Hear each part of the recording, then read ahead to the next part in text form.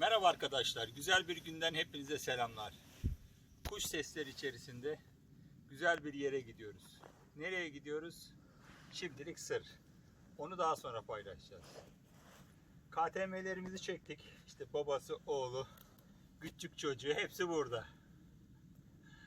Güzel bir yerler göreceğiz bugün. Güzel parkur yaptık. Geçtiğimiz güzergah çok güzeldi. Şimdi orman içindeyiz. Bir vadiye iniyoruz. Biraz sonra küçük bir kanyon ve küçük bir şelale keşfedeceğiz sanırım. İnşallah güzel bir gün geçecek. Hepinizi bekliyoruz demiyoruz. Hepiniz gelmeyin. Sadece sevenler gelsin. Kendinize iyi bakın.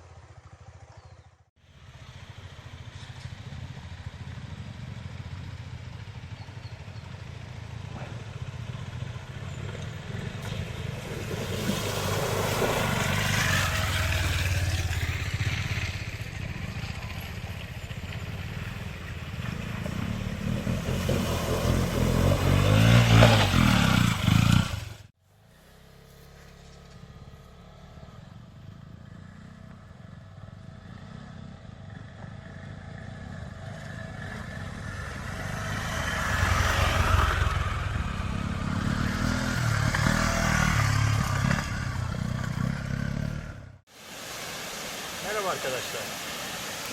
Kocaçay Şelalesi'ndeyiz. Uzun ve yorucu bir parkur oldu.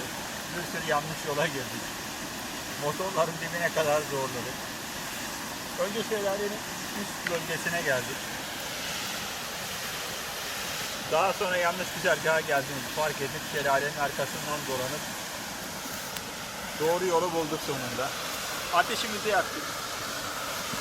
Çok şükür halimize. Güzel yer.